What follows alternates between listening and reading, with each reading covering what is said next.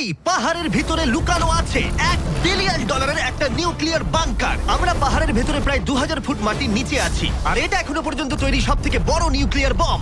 আমি তোমাদের পার্থক্য দেখাবো এই $50 মিলিয়ন নিউক্লিয়ার বাংকার, এই $30 মিলিয়ন বাংকার, এছাড়া আরো অনেক বাংকার রয়েছে যার শুরুটা হবে এই $1 বাংকার দিয়ে। এটা সেফ। দেখা যাক ভেতরে কি আছে। ও ভেতরটা ভিজে। আমি এখন তোমাদের এই বাংকারটা ঘুরে দেখাবো। ট্যুর এখানেই শেষ হলো। এটা এক ধরনের শিপিং কন্টেনার যা মাটির নিচে চাপা পড়ে রয়েছে।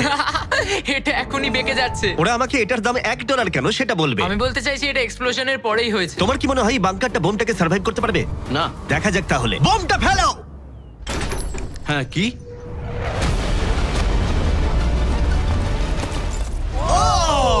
এই বাংকারটা পুরো ধ্বংস হয়ে গেল। পরেরটা গিয়ে দেখা যাক। পরেরটা হলো $1 মিলিয়ন বাংকার, যেটা বানানো হয়েছে মিসাইল শুট করবার জন্য এবং মাটির নিচে নিউক্লিয়ার মহাবিপর্যয়ের হাত থেকে বাঁচার জন্য। কিন্তু ভেতরে কি করে যাওয়া যাবে?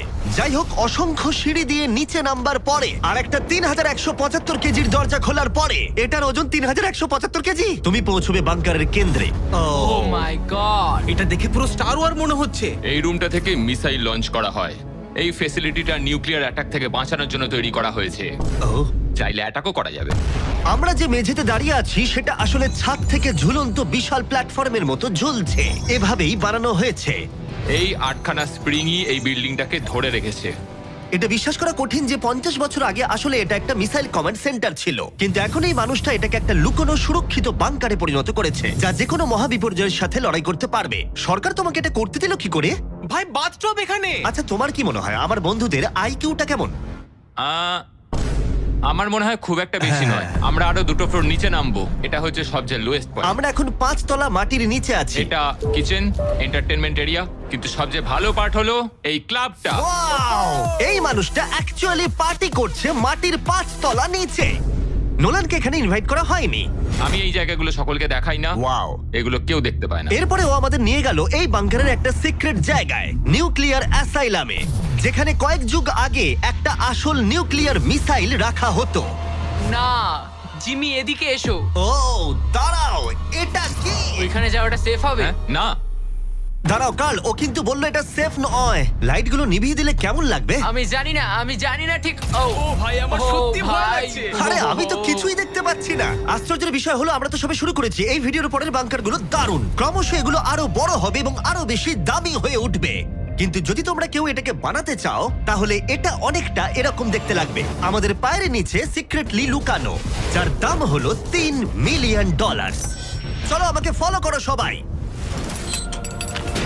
ও আমি কিন্তু বাংকারের ভেতরে যাচ্ছি। ভাই, এটা কিন্তু সত্যি অসাধারণ। ওয়াও, এটা তো দারুণ। নিরাপত্তার জন্য তোমার উপরে প্রায় 1 মিটার কংক্রিট তৈরি করা হয়েছে।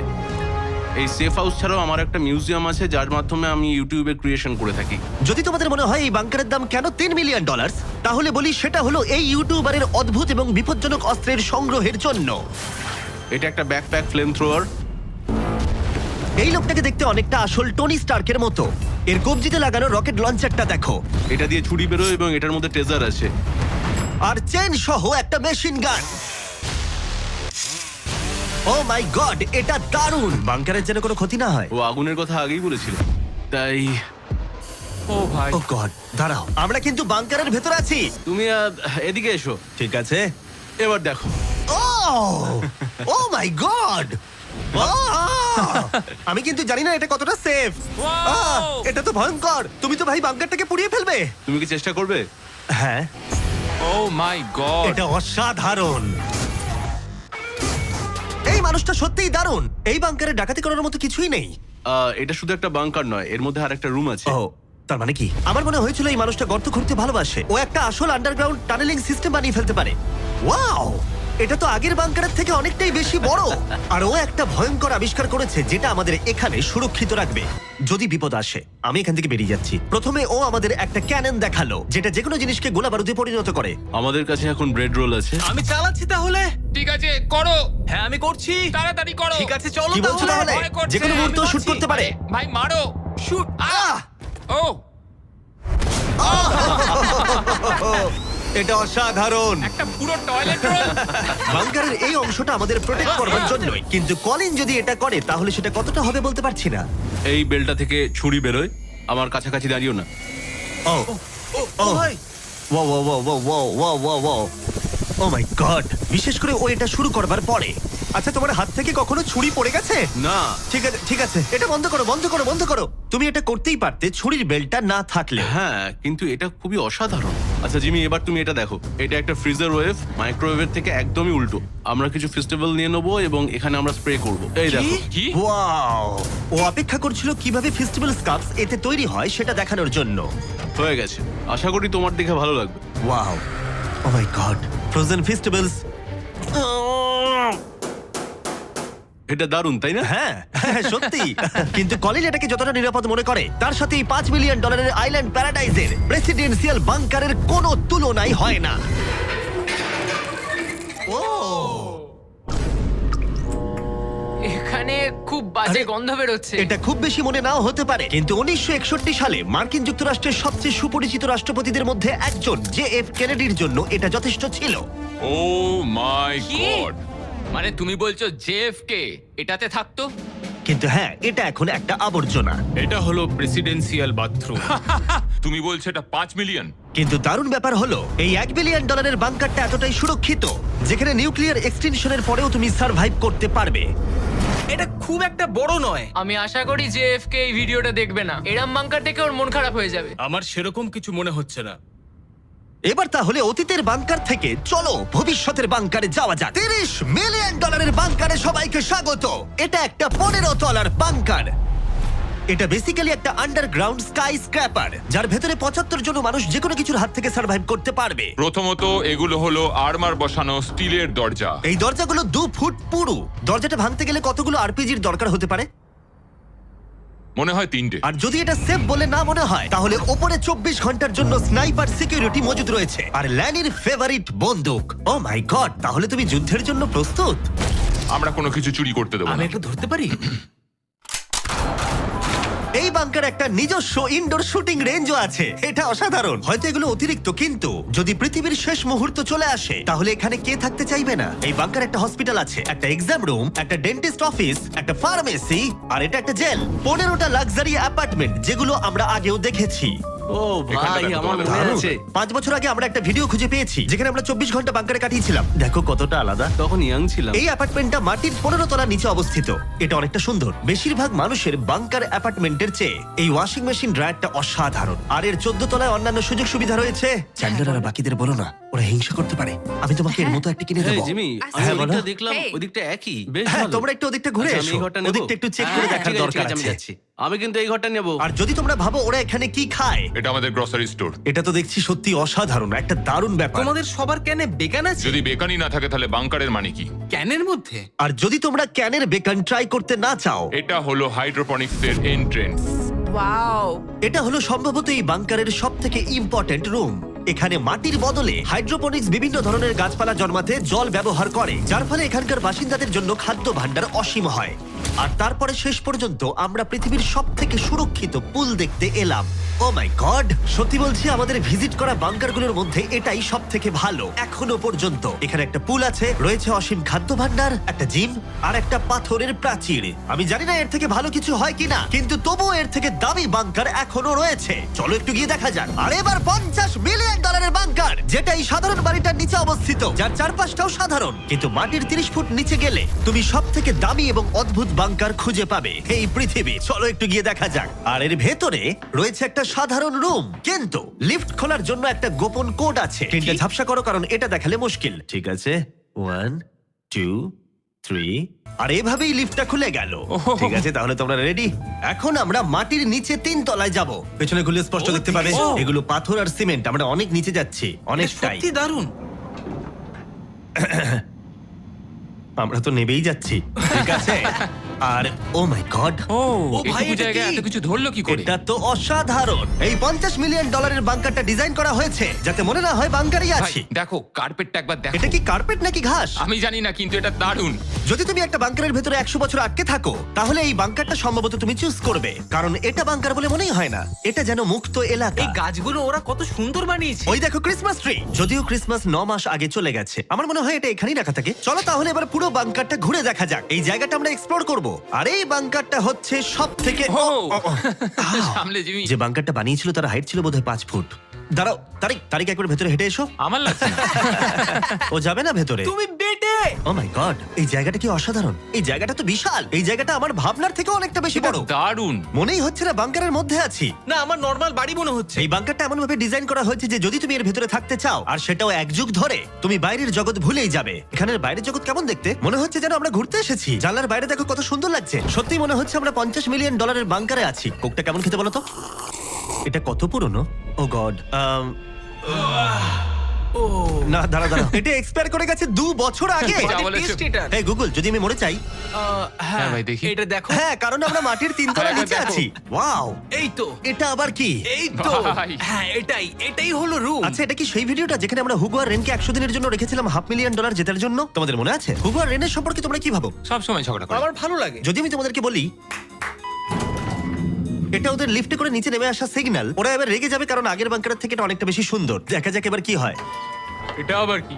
$50 মিলিয়ন বাংকারে তোমাদের স্বাগত। Hi, guys. ও, দারুণ। তোমাদের কেমন লাগছে? এটা একটা বাংকার। তোমাদের যে বাংকারে রেখেছিলাম তার থেকে এটা অনেক বেশি সুন্দর, আমি দুঃখিত।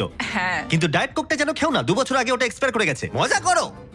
ইয়েস। লড়াই করো না, আমাকে এইভাবে অসম্মান করো না। তুমি একটা বোকা।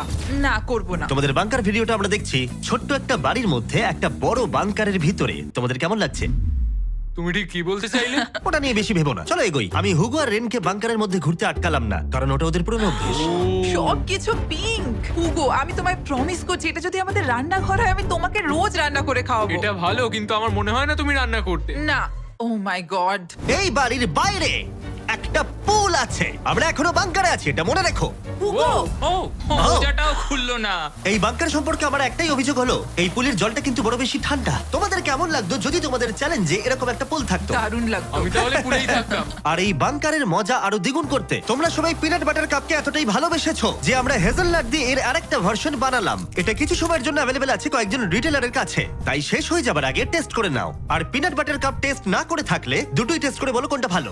এটা দারুণ খেতে, এবং অবশ্যই নিজস্ব গোপন পালানোর ঘর ছাড়া এটি কোনো লুকানো বাংকার হতো না। এটা ছিল সিক্রেট এক্সিট। আমি নিশ্চিত নই যে এটা দেখাবো কিনা। আমরা প্রায় শেষের দিকে, কিন্তু এখন অনেক বাকি আছে। এই পৃথিবীর সবথেকে সুরক্ষিত বাংকার, যার মূল্য হলো $1 বিলিয়ন।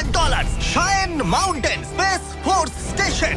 এই বাংকারটা ঘেরা রয়েছে একটা 2000 ফিটের বিশাল গ্রানাইট পাথর দিয়ে। হ্যাঁ, ঠিকই শুনছো। এবং এটা এখনো পর্যন্ত মানব প্রজাতির বানানো সবথেকে সুরক্ষিত বাংকার। কি হবে যদি আমরা এর ভেতর দিয়ে দৌড়ে যাই? ওদের জিজ্ঞেস করো না। ওরা শুট করে দেবে। ও, ঠিক আছে, আমি দৌড়ে ঠিক যাবো। আছে, চলো তাহলে দেখা যাক। আর এখানে রয়েছে একটা সুন্দর 3D ম্যাপ, যেটা আমাদের দেখাচ্ছে যে এই বাংকারের ভেতরে কোথায় কোথায় ঠিক কি কি আছে। যাই হোক, এই জায়গাটা এতটাই সিক্রেট আর সিকিউর। এই ক্যামেরা লেন্স ক্যাপটা লাগিয়ে নাও। ঠিক আছে, আমি লিগ্যালি এগুলো দেখানোর কোনো অনুমতি পাবো না। আর যদি কোনোভাবে গার্ডদের তোমরা পেরিয়ে যাও, আমি কি তোমার বন্দুকটা ধরতে পারি? না, একদম না। ঠিক আছে ঠিক আছে। গার্ড, আচ্ছা। এটা জিজ্ঞেস করো না। এটা আমি ধরতে পারি? তাহলে তোমাদের সামনে আসবে এই বিশাল নিউক্লিয়ার বম্ব প্রুফ ডোর। এমনকি এটা আটকে দিতে পারবে মানব ইতিহাসের সবথেকে ভয়ঙ্কর বমকেও। ও, এখানে 2টো দরজা আছে। আর যদি এটা কোনোভাবে যথেষ্ট না হয়, তাহলে আরেকটা দরজা অন্যদিকেতেও আছে। যদি কেউ ওপর থেকে বোম ফেলে দেয় আর আমরা এখানে থাকি, তাহলে কি হবে? কিছুই হবে না আমাদের। এটাকে আমরা বলি ওয়েলকাম ওয়াল। এখান থেকে আমাদের কম্পাউন্ড শুরু হচ্ছে। এটা দারুণ। হ্যাঁ আছে, এখানে স্পেস ফোর্স আছে। এখানে আছে 4টে কমান্ডস, যেগুলো বাংকারের বাইরে থেকে অপারেট করা হচ্ছে। আর এটা প্রথম সারির নেতাদের নিরাপত্তা নিশ্চিত করতে। এই বাংকারটা যে কোনো বড় বিপদের হাত থেকে বাঁচানোর জন্য তৈরি করা হয়েছে। আর এটা সব রকম বিপদকে পেরিয়ে যেতে পারবে। এই মাউন্টেন আর বাংকারের মধ্যে একটা গ্যাপ তৈরি করা রয়েছে। এই বাংকারে স্প্রিং লাগানো রয়েছে, যাতে এটা নিউক্লিয়ার অ্যাটাক অথবা ভূমিকম্পের শক ওয়েভ আটকাতে পারে। পৃথিবীর সবচেয়ে সিকিউর বাংকারে তোমাদের স্বাগত। ঠিক আছে, আমরা একটা বিশাল দরজা পেরিয়েছি, অনেকটা হেঁটেওছি। আমি বলতে পারছি না সেটা কতটা, কারণ এখানে আসতে আমাদের অনেকটাই কষ্ট হয়েছে। পৃথিবীর সবথেকে সুরক্ষিত জায়গাটা একটু ঘুরে দেখা যাক। আর এখন তাহলে আমরা কোথায়? Battle deck. আমি কি এগুলো বন্ধুদের দেখাতে পারবো? তোমার ডান দিকটা বাদ দিয়ে দেখাতে পারবে। এটা কোনো ইউএফও তো নয়, কিন্তু উত্তর আমেরিকাকে আকাশপথে বা সামুদ্রিক আক্রমণ থেকে রক্ষা করতে নোরাডের নেতারা এখানেই সিদ্ধান্ত নেবেন। এটা আমাদের জেনারেল। এটা পুরো জেনারেল সিটের মতো মনে হচ্ছে। আমি কি এখানে বসতে পারি? হ্যাঁ হ্যাঁ, বসে থাকো। ঠিক কিন্তু কিছু আছে। হবে না।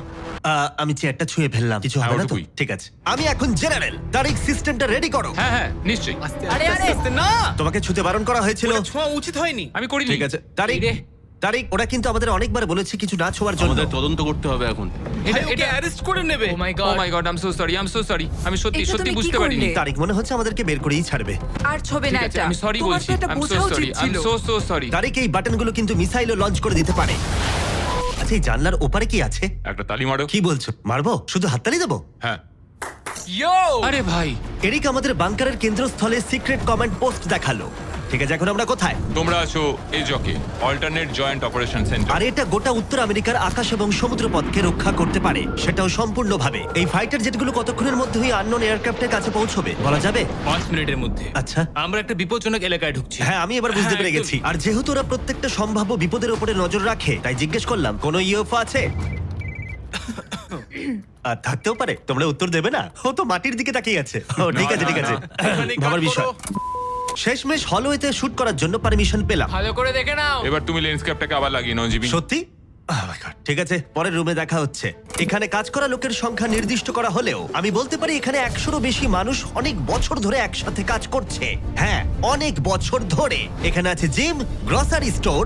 দাঁড়াও, এখানে কতজন মানুষ এই বাংকারে কাজ করে যে তোমাকে একটা সাবওয়ে খুলতে হলো? একদম। আমি এখন সব থেকে সুস্বাদু মিটবল খেতে চলেছি। এখানে একটা নিজস্ব ফায়ার স্টেশনও আছে। হ্যাঁ, ফায়ার ট্রাকও আছে, যেগুলো এই পাহাড়ের ভেতরে আসল রাস্তার উপরেই চলে। দাঁড়াও, হ্যাঁ? ওটা নিয়ে কোথায় যাচ্ছ তুমি? না নিয়ে কোথাও ওটা যাচ্ছি আমাকে না, দাও। ঠিক আছে। সাধারণত ডামিতে প্র্যাকটিস করা হয়, কিন্তু আমরা নিজেদের একটা নিয়ে এসেছিলাম। তোমরা কিন্তু আমায় বাঁচাবে। ও অজ্ঞান হয়ে গেছে। ওর গালে চড় মারো। ওকে তোলো। উঠে পড়ো।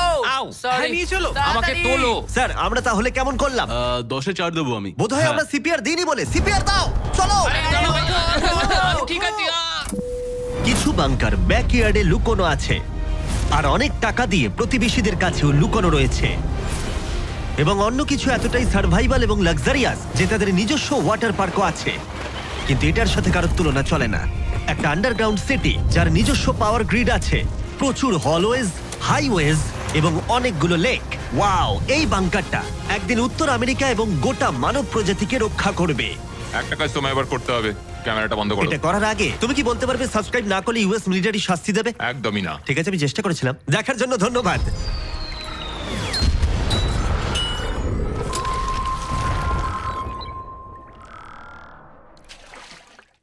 রাকিব, তোর ক্যাম্পাসে যাওয়ার সময় হয়েছে। ওকে। রাকিব, আজকে তোর বাজারের ডে, বাজারও যা। রাকিব, বাড়িতে আগুন লাগছে, ওঠ। রাকিব, পাশের বাসার বারান্দায় সুন্দরী মাইয়া আইছে রে।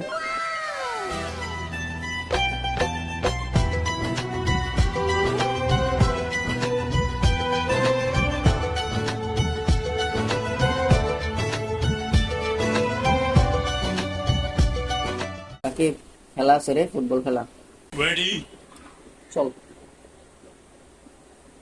রাকিব, আন্দোলন হইতেছে, তাড়াতাড়ি এবার আন্দোলনে যাই। জয় বাংলা জিতবে আবার।